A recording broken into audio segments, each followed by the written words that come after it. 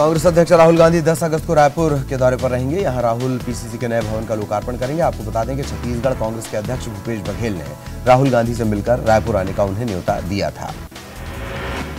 Police सुरक्षा को लेकर लगाई जाने वाली ड्यूटी में वीआईपी कैटेगरी में बदलाव किया गया है। दिग्विजय सिंह की जगह पीसीसी चीफ कमलनाथ को इस वीआईपी 4 कैटेगरी की सूची में शामिल किया गया है। पूर्व मुख्यमंत्री उमा भारती वीआईपी 3 कैटेगरी में है। वहीं वीआईपी 1 कैटेगरी में मुख्यमंत्री शिवराज सिंह चौहान और वीआईपी 2 कैटेगरी में पूर्व मुख्यमंत्री बाबूलाल गौर को रखा गया है। कटनी में दिग्विजय सिंह ने एक बार फिर सरकार पर हमला बोला। दिग्विजय सिंह ने कहा कि कटनी में अवैध रेत खनन के प्रमाण हैं, लेकिन उसकी बात नहीं की जाती। सतना जिले के मैहर में जन आशीर्वाद यात्रा में स्कूली बच्चों को स्वागत के लिए सड़क पर खड़ा करने के मामले में मानवाधिकार आयोग ने संज्ञान लिया है। आयोग के अध्यक्ष जस्टिस नरेंद्र जैन ने सतना कलेक्टर को नोटिस भेजकर इस मामले पर जवाब मांगा है।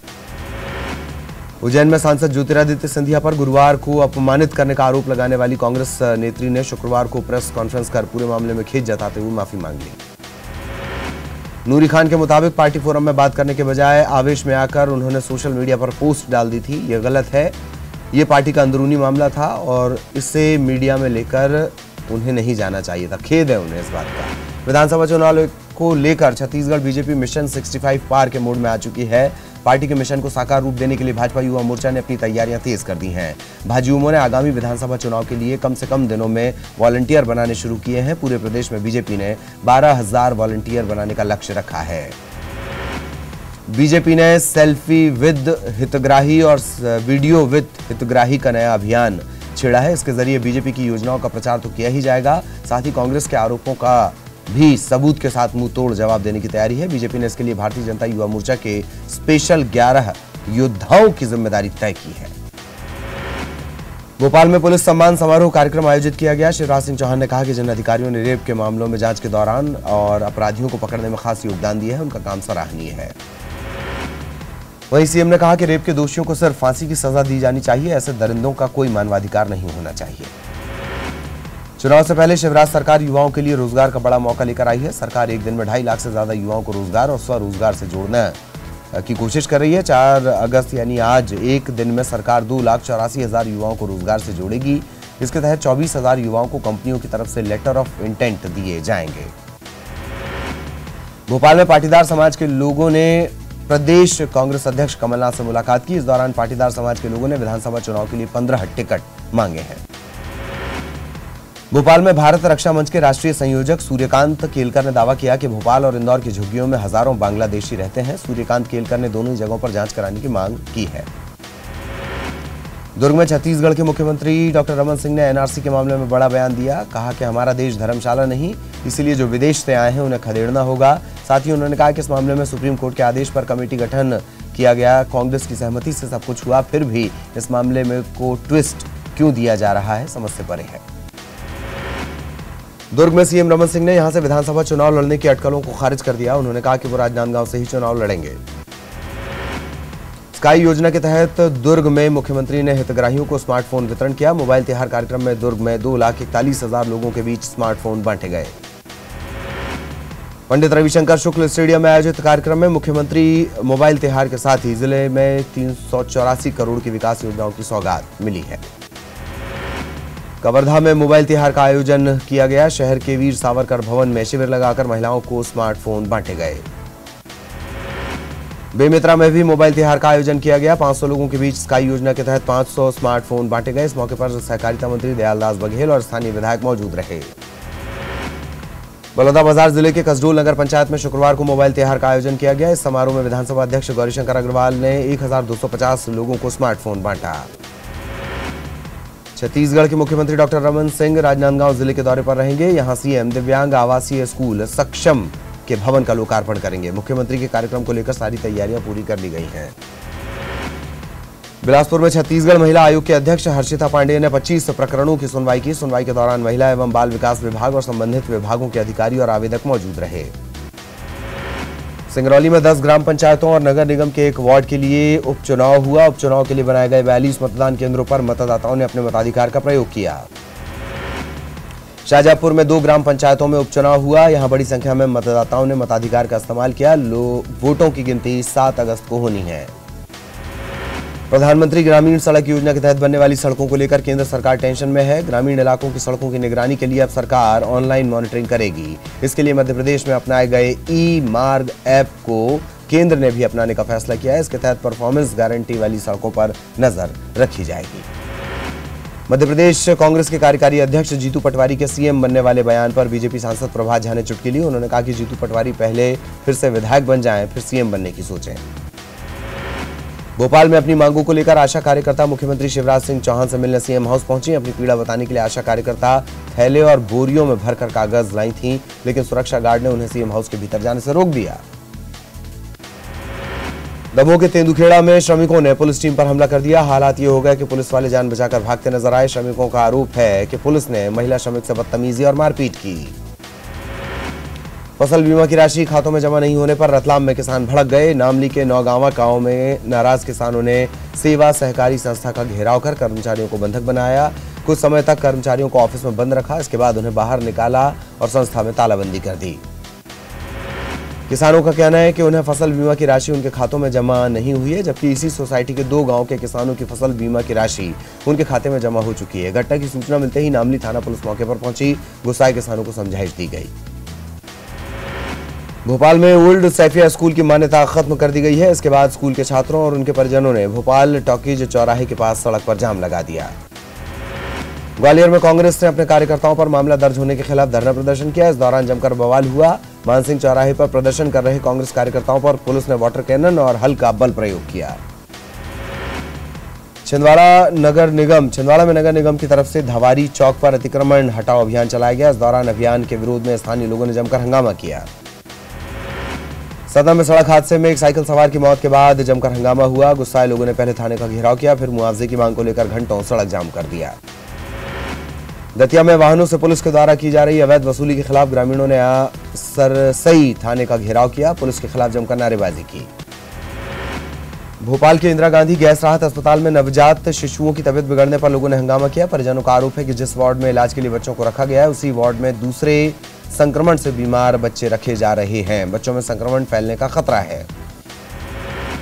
छत्तीसगढ़ में लगातार आंदोलन पर बैठे कर्मचारियों को अब छत्तीसगढ़ अधिकारी कर्मचारी फेडरेशन का साथ मिला है। संघ के नेता ने मंच पर जाकर आंदोलनकारियों की मांगों को जायज बताते हुए हर मोर्चे पर उनका साथ देने की बात कही। अधिकारी कर्मचारी फेडरेशन के नेताओं का साथ मिलने से आंदोलन तेज हो सकता है।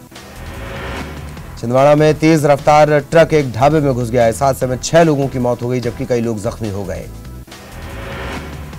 भोपाल के खजूरी इलाके में एक बड़ा हादसा होते होते टला। यहां एक तेज रफ्तार कार दुकान में घुस गई। हालांकि इस हादसे में कोई हताहत नहीं हुआ, कोई घायल भी नहीं हुआ। कार चालक मौके से फरार हो गया। इंदौर के रिंग रोड में भीषण सड़क हादसा हुआ। यहां एक बेकाबू कंटेनर अचानक पलट गया। इससे चपेट में आने से स्कूटी सवार 2 युवतियों की मौत हो गई। पुलिस पड़ताल शुरू कर दी गई है। धार में एक एम्बुलेंस ने टेम्पो को टक्कर मार दी। इसमें 2 लोगों की मौत हो गई, वहीं 10 से ज्यादा लोग जख्मी हो गए। पास के ही अस्पताल में इन्हें भर्ती करवाया गया है और इलाज इनका जारी है। पुलिस ने मामला दर्ज कर पड़ताल शुरू कर दी है। अंबिकापुर में तेज रफ्तार स्कॉर्पियो पलटने से एक महिला समेत 2 लोगों की मौत हो गई, 2 लोग जख्मी हो गए। घायलों को इलाज के लिए जिला अस्पताल में भर्ती करवाया गया। गुरुवार को भोपाल में सागर पब्लिक स्कूल की बस से हुए हादसे की जांच के लिए बाल आयोग की टीम स्कूल पहुंची। इसके बाद जांच टीम ने स्कूल को क्लीन चिट दे दी है। बाल आयोग के अध्यक्ष राघवेंद्र शर्मा के मुताबिक बस में सभी जरूरी सामान और कागजात मौजूद थे। साथ ही हादसे के दौरान बस की स्पीड भी कम थी। बड़वानी में रेत के अवैध उत्खनन के खिलाफ प्रशासन ने दबिश देकर 10 डंपर और 3 जेसीबी जब्त किए हैं। साथ ही प्रशासन की टीम ने भारी मात्रा में अवैध रेत जब्त की। जबलपुर में कलेक्टर के निर्देश पर अवैध रेत खनन के खिलाफ कार्रवाई के दौरान प्रशासन ने कई हाईवा और डंपर जब्त किए। विदिशा में एक पति ने अपनी पत्नी की आंखों और मुंह में फेविक्विक डाल दिया और उसके बाद गला दबाकर उसकी हत्या कर दी। पूछताछ में महिला के नाबालिग बेटे ने हत्या का खुलासा किया। इस खुलासे के बाद आरोपी गिरफ्तार कर लिया गया है। दतिया में अवैध वसूली के विरोध में ग्रामीणों ने सरसई थाने का घेराव किया। किसानों का आरोप है कि कागजात होने के बावजूद सरसई थाना प्रभारी वाहनों से पैसे वसूलते हैं। काफी हंगामे के बाद पुलिस के वरिष्ठ अधिकारी मौके पर पहुंचे, मामले को शांत करवाया। धमतरी की सिहावा पुलिस ने तकरीबन 5 दिन पहले हुए हत्याकांड की गुत्थी को सुलझाने का दावा किया। पुलिस ने इस मामले के आरोपी को गिरफ्तार कर लिया है। राजनांदगांव में तिलाई के पास एक युवक का शव मिलने से इलाके में सनसनी फैल गई। मृतक की पहचान बसंत ठाकुर के रूप में हुई। राजनांदगांव का यह रहने वाला था। पुलिस फिलहाल मामले की जांच कर रही है। रतलाम के जावरा में नाबालिग लड़की के साथ दुष्कर्म किए जाने का मामला सामने आया है। पीड़िता की शिकायत पर आरोपी गिरफ्तार कर लिया गया है। इंदौर में नाबालिग से दुष्कर्म किए जाने का मामला सामने आया। बताया जा रहा है कि पीड़ित के पड़ोस में रहने वाले युवक ने ही रेप की वारदात को अंजाम दिया। नाबालिग के गर्भवती होने पर इस मामले का पता लगा। तब परिजनों ने इस बात की शिकायत पुलिस से की। आरोपी की तलाश जारी। जबलपुर के जीएस कॉलेज में छात्रों के दो गुटों के बीच जमकर मारपीट हुई। इस घटना में 3 छात्र गंभीर रूप से घायल हो गए। रीवा में पुलिस ने वाहन चेकिंग के दौरान एक ट्रक से 50 किलो गांजा जब्त किया है। मुखबिर की सूचना पर पुलिस ने कार्रवाई की। पुलिस के मुताबिक गांजे की खेप छत्तीसगढ़ से रीवा लाई जा रही थी। धमतरी पुलिस ने ओडिशा से लाए जा रहे गांजे की खेप को पकड़ा है। इस कार्रवाई में 5 तस्कर पुलिस के हत्थे चढ़ गए। 2 वाहन भी जब्त किए गए हैं। गिरफ्तार सभी आरोपी उत्तर प्रदेश के रहने वाले बताए जा रहे हैं। जब्त गांजे की कीमत तकरीबन 3.5 लाख आंकी गई है। कोरबा पुलिस ने चोरी के 3 मामलों का खुलासा करते हुए एक आरोपी को गिरफ्तार किया है। साथ ही आरोपी के पास से 1.5 लाख का सामान और एक गाड़ी जब्त की गई है। पुलिस को गिरफ्तार चोर से पूछताछ में कई और खुलासों की उम्मीद है।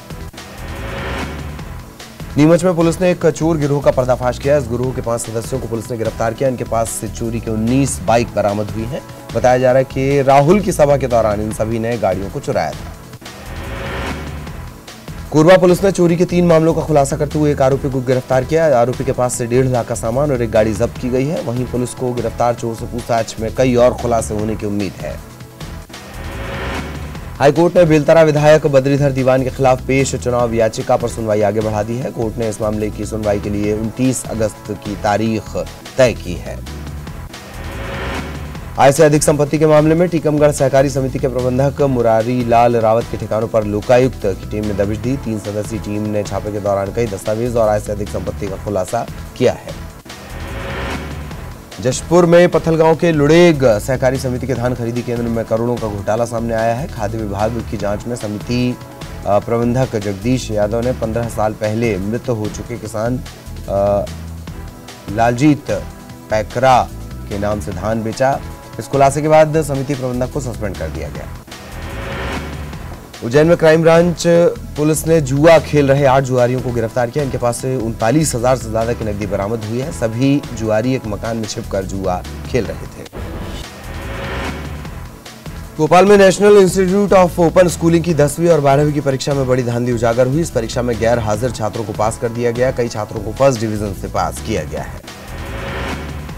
National institute of open schooling में हुए इस घोटाले के बाद एफआईआर दर्ज की गई है। पूरे मामले की जांच सीबीआई कर रही है। आपको बता दें कि ये गड़बड़ी सीहोर, रतलाम, उमरिया में हुई है, जबकि एनआईओएस के डायरेक्टर एसआर खान समेत 12 लोगों का ट्रांसफर हो चुका है। कोरिया में स्वास्थ्य विभाग की बड़ी लापरवाही सामने आई है। यहाँ एम्बुलेंस से मरीजों को अस्पताल पहुंचाने की जगह बच्चों को स्कूल पहुंचाया जा रहा है। यहाँ एम्बुलेंस एसईसीएल हसदेव प्रबंधन की है, लेकिन एम्बुलेंस के मरीजों को ढोने के लिए बजाय इसे स्कूली सेवा में लगाया गया। हरदा जिले में विगत वर्ष खराब हुई सोयाबीन फसल की बीमा राशि नहीं मिलने से किसान परेशान हैं।